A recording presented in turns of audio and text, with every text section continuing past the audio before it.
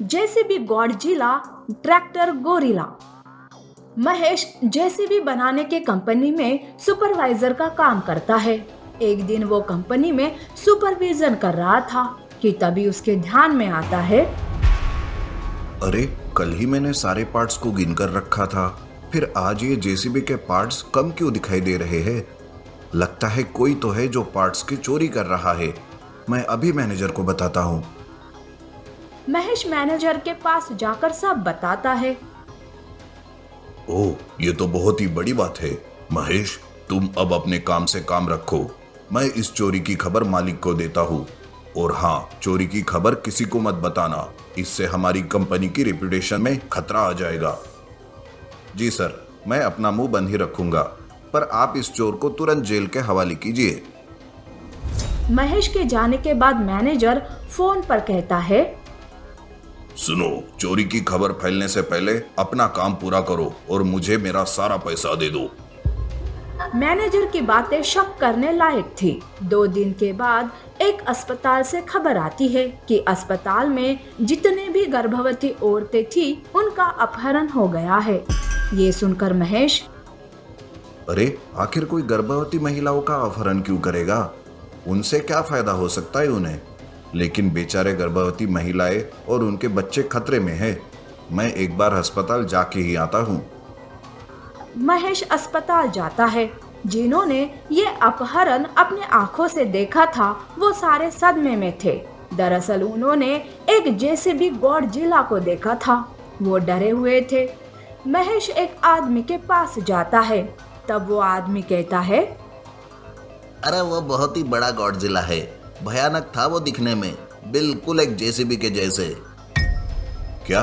JCB के जैसे? मतलब वो एक जेसीबी गॉडजिला था? महेश उस आदमी से जेसीबी गॉडजिला की जानकारी हासिल करने लगता है। पुलिस भी सीसीटीवी फुटेज देखकर जेसीबी गॉडजिला का पोस्टर बनाते हैं और उन्हें चारों तरफ लगा देते हैं। महेश उस पोस्टर को अच्छे से देखता है। अरे ये जेसीबी के पार्ट्स तो जाने पहचाने लगते हैं। महेश की नजर गॉडजिला के पैरों पर जाती है, जिसे देखकर वो चौंक जाता है। ये तो हमारी कंपनी का लोगो है। मतलब ये हमारी कंपनी के चुराए हुए पार्ट्स है जिससे ये गॉडजिला बनाया गया है। ये बात मुझे तुरंत मैनेजर को बतानी होगी। महेश तुरंत मैनेजर के पास आता है। सर, आपको पता भी है कि बाहर क्या हो रहा है? क्या हो रहा है? काम ही तो चल रहा है और बाकी सब ठीक है। अभी तो पार्ट्स की चोरी होना भी बंद हो गया है। मैनेजर सर, अपनी कंपनी बहुत बड़े मुसीबत में फंस सकती है। हमारी कंपनी को ताला लग सकता है। अरे महेश, ये तुम क्या कह रहे हो?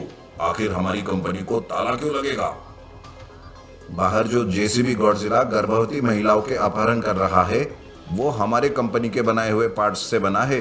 सोचिए, अगर ये बात पुलिस को पता चली तो। वैसे मैंने आपको कहा था कि मालिक को बता दीजिए। क्या आपने मालिक से बात की इस बारे में? तब मैनेजर गुस्से से, अरे तू तो अब जासूस बन गया। जा यहाँ से, मैं सब संभाल लूंगा। और हाँ, मालिक से कुछ कहने की जरूरत नहीं है। जरूर इसमें मैनेजर का हाथ लगता है। मुझे इस पर शक भी हो रहा है। मैं आज से ही इस पर नजर रखता हूँ। महेश मैनेजर पर नजर रखने लगता है। उस दिन शाम को महेश मैनेजर का पीछा करता है। मैनेजर एक लैब में आता है जहाँ वो एक जब्बार नाम के आदमी से मिलता है। देखा जब्बार, अब ये बात सबको पता चलने में देर नहीं लगेगी। मुझे मेरा पैसा दे दो, मैं कल ही ये देश छोड़कर चला जाता हूँ। वैसे तुम इन गर्भवती महिलाओं का क्या करोगे? अरे ये तो मेरे लिए पैसों का खजाना है। जैसे ही ये बच्चे दुनिया में आएंगे मैं इन्हें बेच दूंगा। अरे ऐसे कितने लोग हैं जो बिना बच्चों के हैं और वो ऐसे बच्चे पाने के लिए लाखों रुपए खर्च कर सकते हैं। और बाद में इन महिलाओं को भी मैं परदेश भेज दूंगा। पर इस सब में जेसीबी गॉडजिला का इस्तेमाल ही क्यों? ताकि अगर कुछ आगे पीछे हो जाए तो तुम्हारा मालिक फंसे, मैं नहीं। ये लो तुम्हारा सारा पैसा। जब्बार मैनेजर को पैसों से भरी बैग देता है। मैनेजर देश छोड़कर जाने की तैयारी करता है। इधर महेश ये सब जानकर, मेरे मालिक को फंसाओगे? अब देखो मैं क्या करता हूँ। महेश मैनेजर को उसके घर में ही कैद कर लेता है। मैनेजर घर से बाहर नहीं निकल पाता। महेश अपने एक साइंटिस्ट दोस्त के पास जाकर उसे सब बता देता है। मेरे पास एक ऐसा रोबोट है जो तुम्हारी मदद कर सकता है। ये देखो, मेरा ये ट्रैक्टर गोरिल्ला, ये बहुत ही पावरफुल है। उस जेसीबी गॉडजिला की हवा ही निकाल देगा ये। थैंक यू दोस्त, मैं अभी रोबोट को लेकर जाता हूँ। तू भी पुलिस को और एम्बुलेंस को लेकर तुरंत लैब में चले आओ।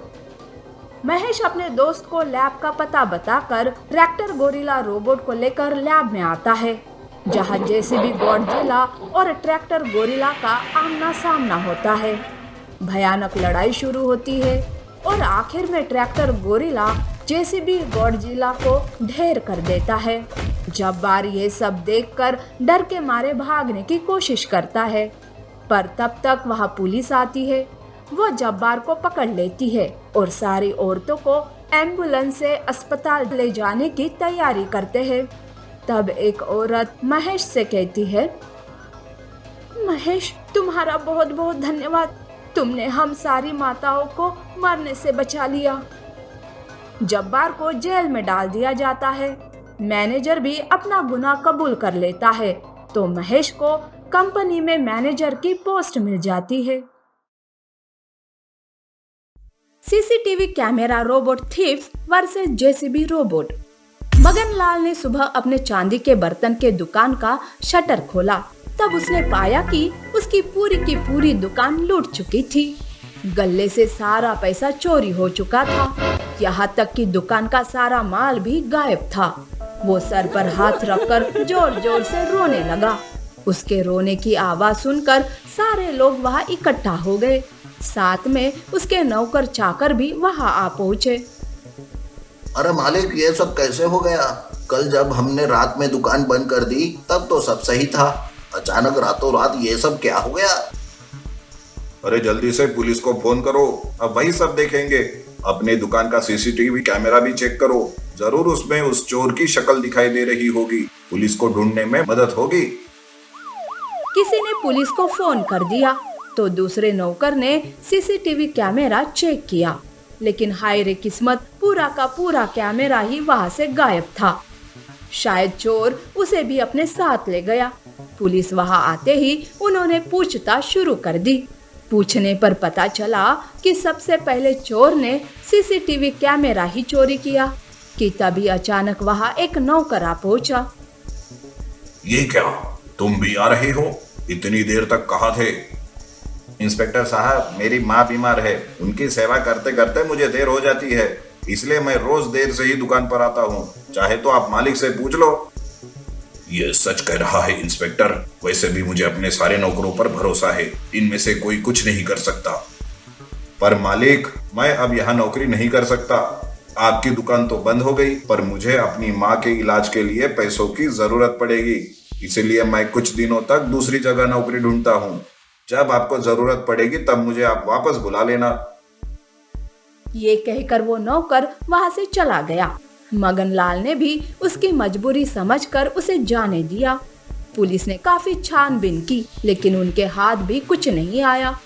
कुछ दिनों में इस एरिया के और एक दुकान में चोरी हो गई और वहां का सीसीटीवी कैमरा भी गायब था, ठीक उसी तरह जैसे मगन लाल के यहाँ चोरी हुई थी।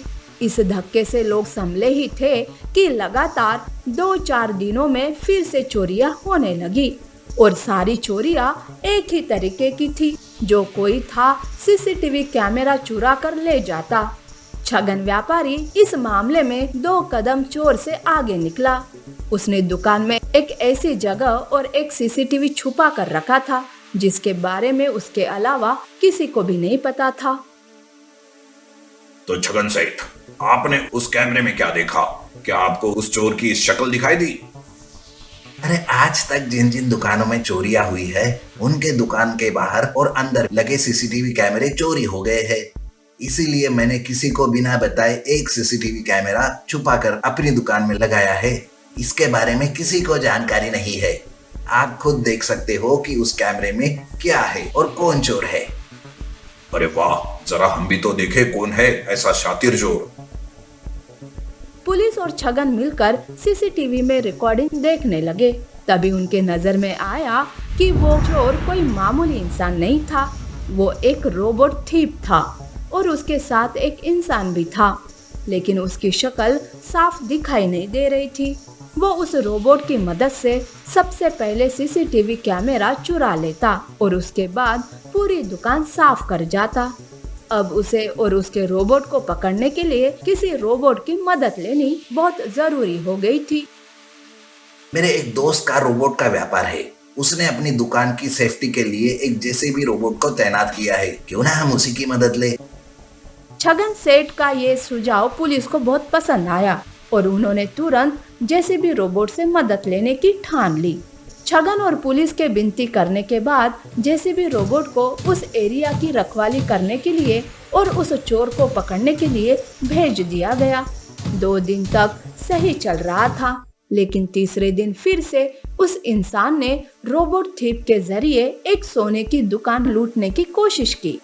रोबोट थीप ने जैसे ही दुकान के बाहर लगे सीसीटीवी कैमरे को चुराने की कोशिश की, जेसीबी रोबोट वहां आ पहुंचा और उसने तुरंत रोबोट थीप पर हमला कर दिया, जिसे देखकर वो इंसान वहां से भागने लगा कि तभी छिपे हुए पुलिस वालों ने उसे धर दबोचा। बहुत खेल लिया चोर पुलिस, अब भागकर कहाँ जाएगा? देखो तो आखिर तू है कौन? जैसे ही पुलिस ने उसके चेहरे से मास्क हटाया, उस चोर ने अपने हाथों से अपना चेहरा छुपाने की नाकामयाब कोशिश की, जिसे देखते ही पुलिस वाले चौंक गए। वो और कोई नहीं, मगन लाल का वो तीसरा नौकर था, जो अपनी माँ की बीमारी का बहाना कर हर बार किसी नई दुकान में काम पर लग जाता था। तो तू है इसके पीछे? बड़ा भोला, मासूम और गरीब बनकर तूने इस नेकदिल व्यापारियों को लूटा है। अब इसकी सजा तुझे जरूर मिलेगी। मुझे माफ कर दो, मुझसे गलती हो गई। उस नौकर ने गलती नहीं, गुनाह किया था, इसलिए उसे सजा मिलना तो तय था। पुलिस उसे अपने साथ थाने ले गई, तो दूसरी तरफ जेसीबी रोबोट ने उस सीसीटीवी थीप रोबोट को इतना तोड़ा फोड़ा कि वो कुछ भी करने के लायक नहीं बचा। आखिरकार जेसीबी रोबोट की मदद से चोर पकड़ा गया और सारा चोरी का माल जब्त कर लिया गया, जिन्हें उनके मालिकों को सौंप दिया गया।